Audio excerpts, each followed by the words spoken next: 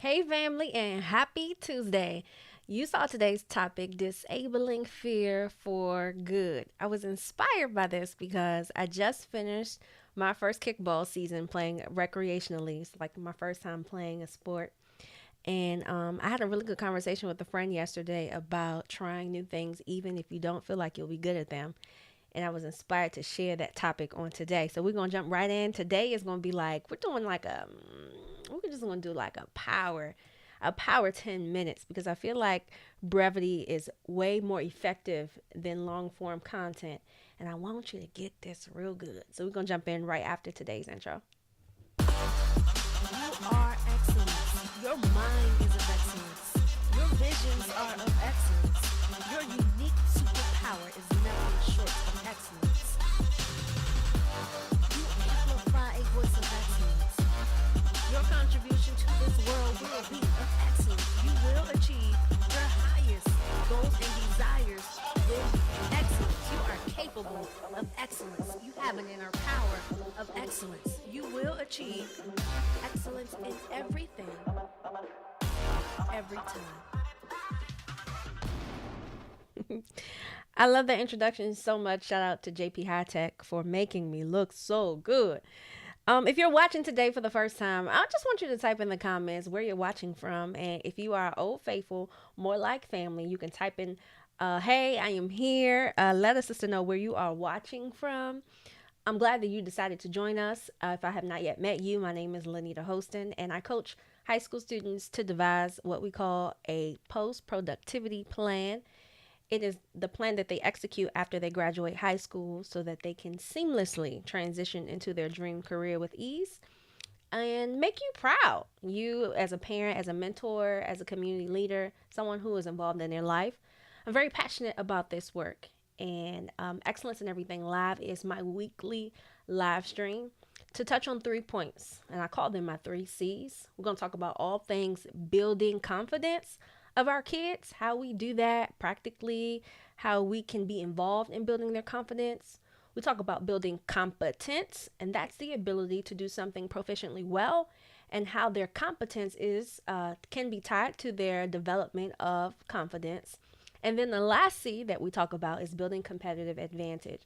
And so once our kids have a keen sense of self through their confidence and they begin to build skills that make them very competent for specific things, they are like on their way of having a competitive advantage in today's marketplace.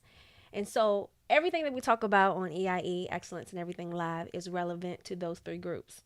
So today, disabling fear for good. I feel like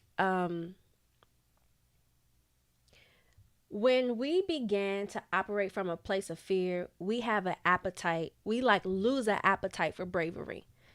There's like a loss of the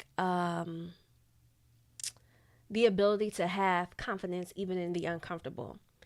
And when I tell you the desire to be uncomfortable is the catapult for the impossible, and I'm not trying to use a whole bunch of words to just make up some sayings, but it is so true. When you don't allow fear to have the steering wheel, you are basically saying, I'm planning to drive the vehicle of my destination.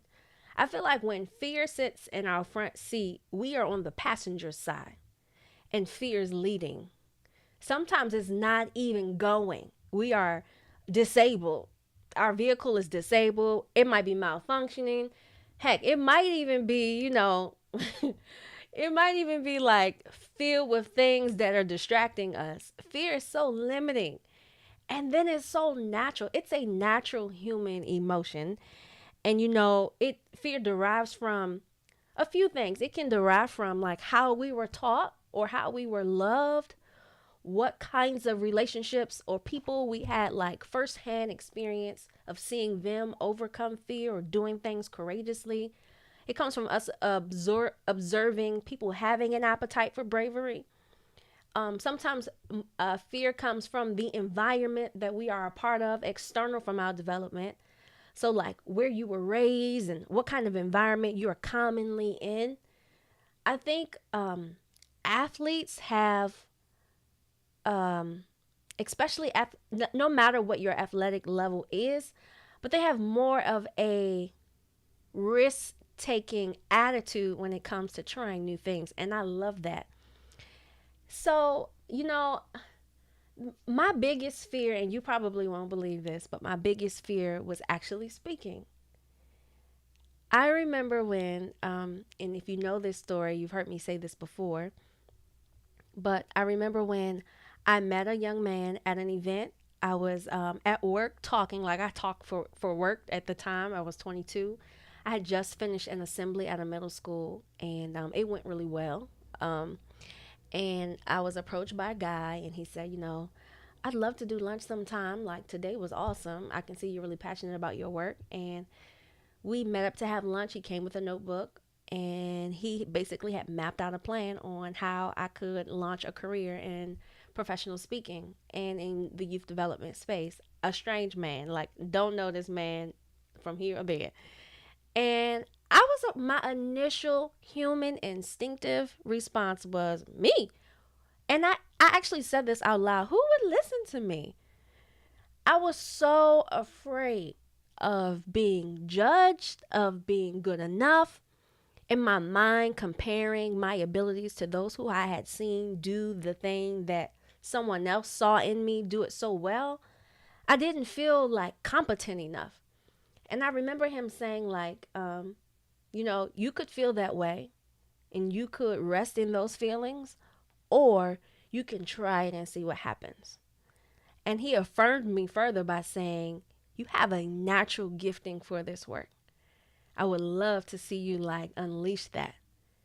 Now, I was still afraid. There were no amount of words that could deviate from the feelings of inadequacy that I felt at that time. But when I tell you, this man was so persistent. I mean, he was following up with emails. Hey, how's it going? Did you look at the checklist? What kinds of things did you cross off? Do you need any help with anything? And I was just like, I was actually overwhelmed. And I actually told him, like, you're doing too much. You're doing a lot. And, I'm glad he was persistent, because eventually I just gave in and I showed up to our first event, and it lit a flame inside of me. I can't describe sometimes in words what it feels like to do what you love, or to or to unleash what you might have felt was a dormant or unknown ability.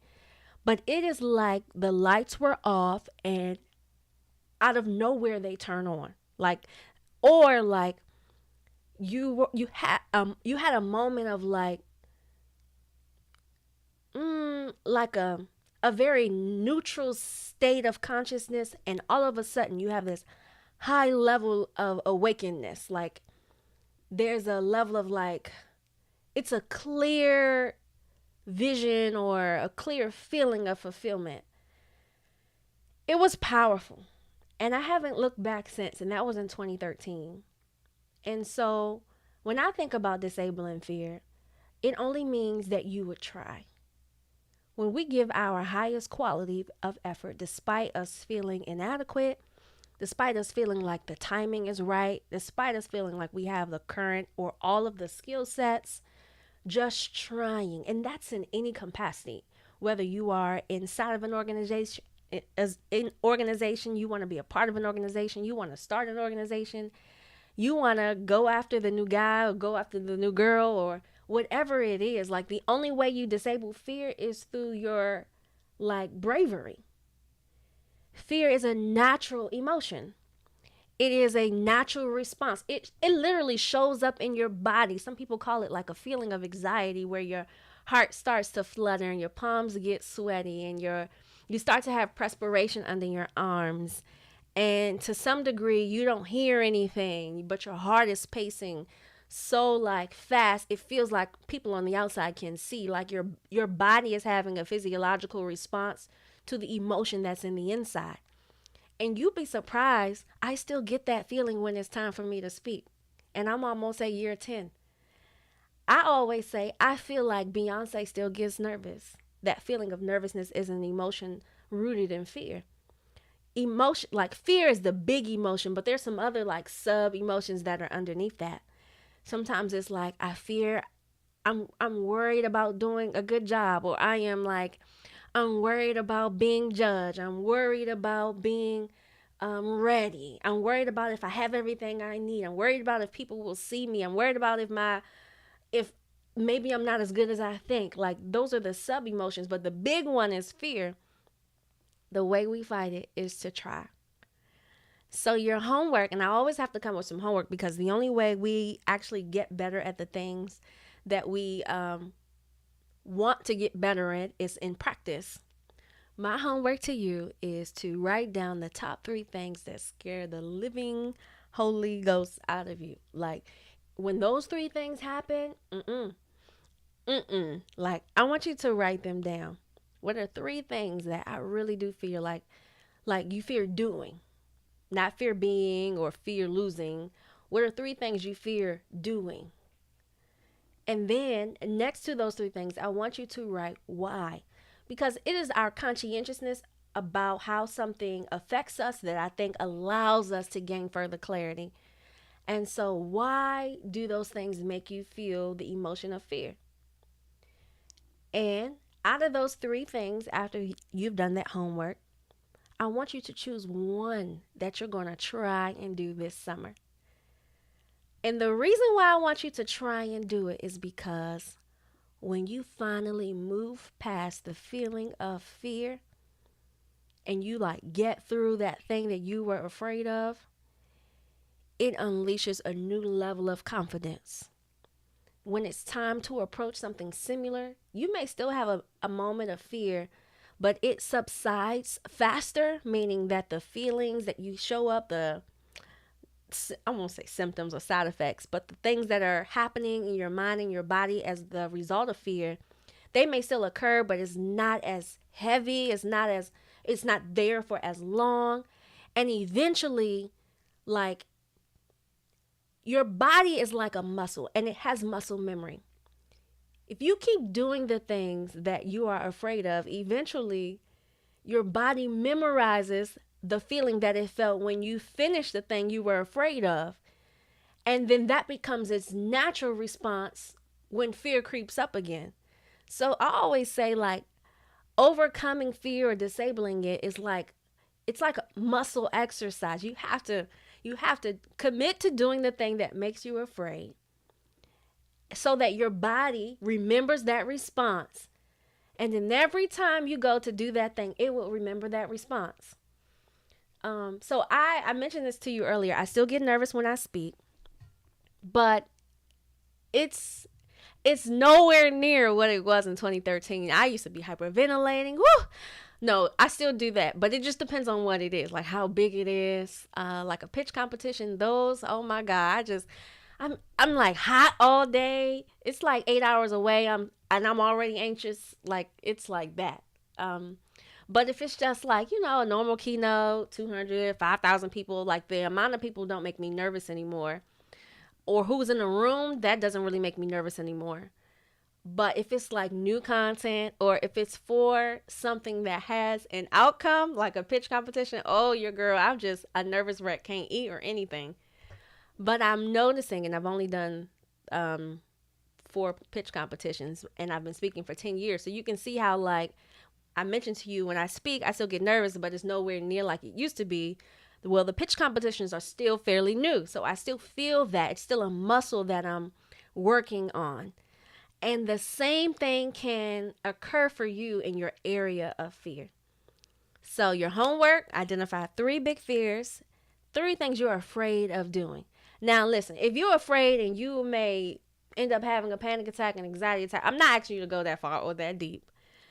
Have some self-compassion when you're selecting these things, but I would honestly select the 3 things that you're afraid of that you would like to grow in. Like, ooh, that I'm afraid of that, but I know it would help me grow. Those are the areas that I would prefer that you focus in on. Because I want you to experience what's on the other side when you disable fear.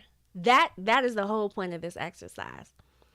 And so you can actually do this with a student that you love and or lead or teach. If you are doing summer activities this summer, or if you are planning on your fall activities, this is a great exercise to do. The homework that I just gave you, you can give your students. But give them some time to think about this, so that they can be conscientious and introspective and come up with something real, real good. Real, real good. So, disabling fear for good. We all can. I want to take this time to remind you that my latest book, The Pursuit of Black Excellence for Teens, is available.